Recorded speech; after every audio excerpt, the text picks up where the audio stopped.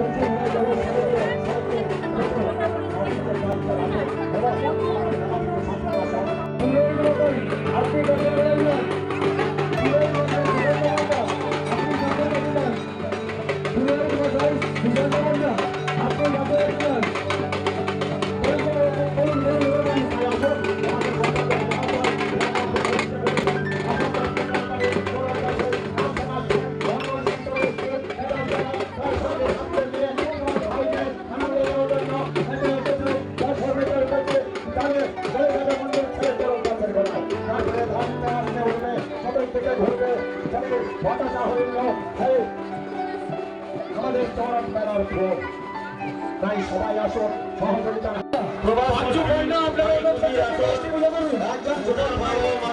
কথাই মানুষ হচ্ছে।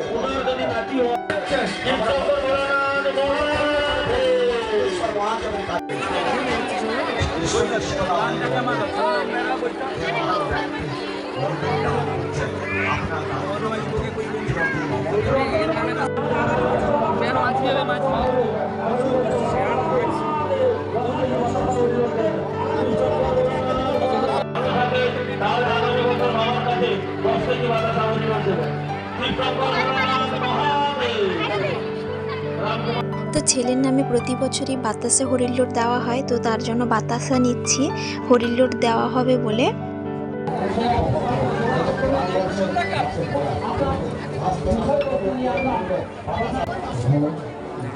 তার কাছে চলিয়ে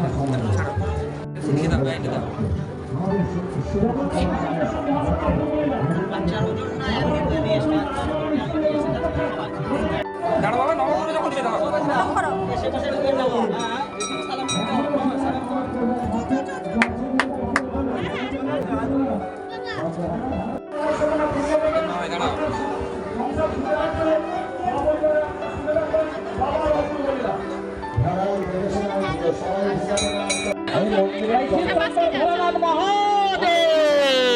আমাদের জগন্নাথপুর গ্রামে হেগড়া শহরে আমাদের কৃষি প্রধান দেশ। আমরা আপনারা নিশ্চয়ই অনুভব করছেন বহু অর্থের জগন্নাথপুর কিছু চাঁদা দিয়ে মন্দিরটা উদ্বোধন আরম্ভ করেছিলাম।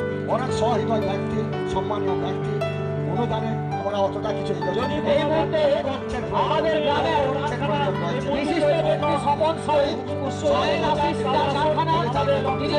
আমাদের ক্যাশিয়ার বাবুর হাতে 21,001 টাকা তুলে দিলেন মন্দির উন্নয়নের জন্য।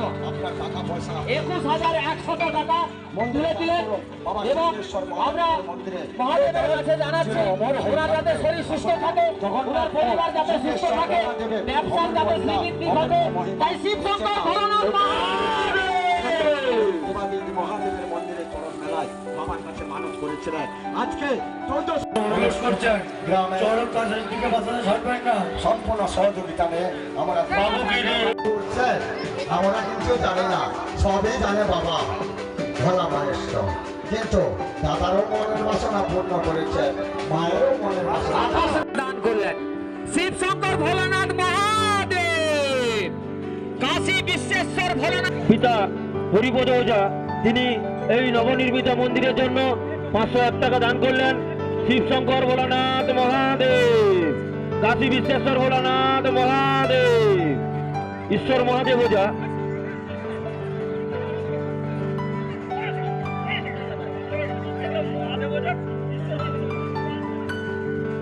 বাবার ইচ্ছা পূরণ হয়ে যায়, তিনি বাবার কাছে এই মন্দির উন্নয়নের জন্য 1001 টাকা দান তো করবেন এবং 2 কেজি বাতাসা হরিহর দেবেন।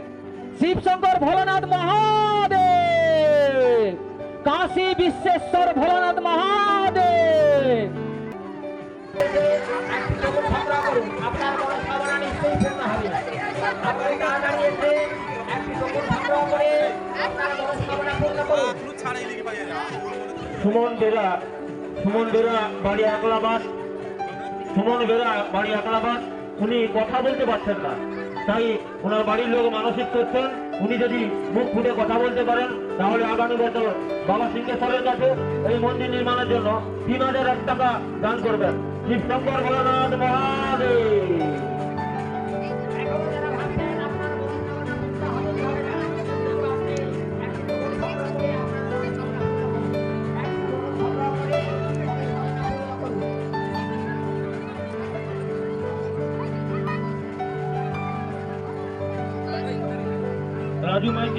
রাজু মাইতি আপনাকে পাঠভক্তা মহাশয় খুঁজছেন।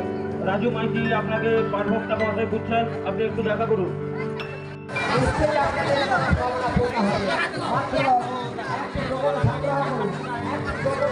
সকল সিট তিনি বাবার কাছে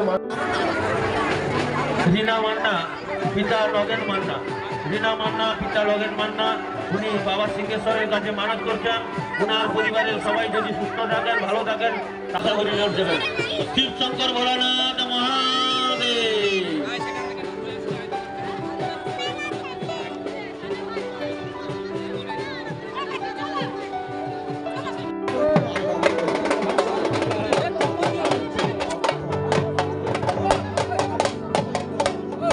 আমার ইচ্ছায় আমাদের জগন্নাথ সিংহেশ্বর মহাদেবের ইচ্ছায় উনি যাতে কথা বলতে পারেন আমার কাছে তার মেয়ে মানত করছেন। যদি ভালো হয়ে যায় আমাদের জগন্নাথ সিংহেশ্বর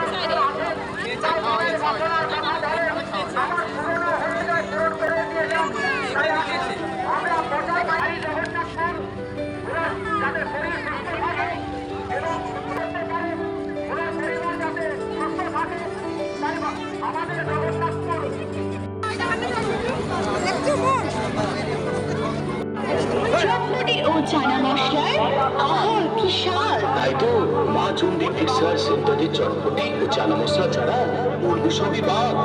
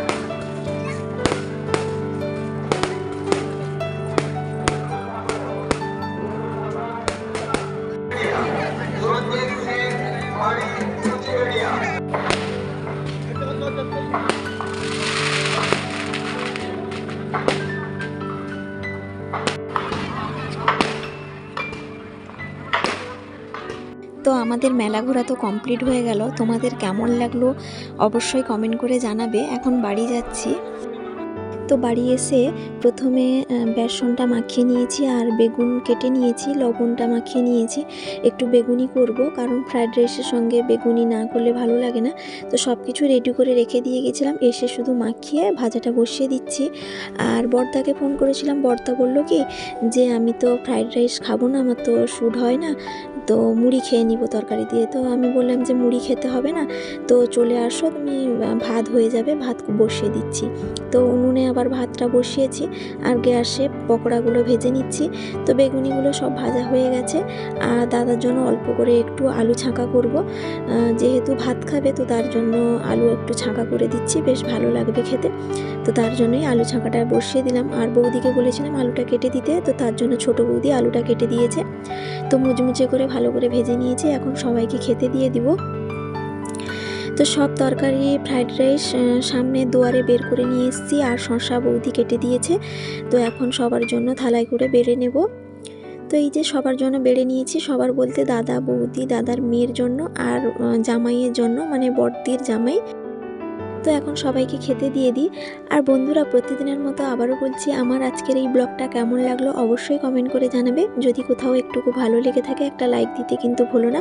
আর সাবস্ক্রাইব যারা এখনও করনি প্লিজ একটা সাবস্ক্রাইব করার অনুরোধ রইল।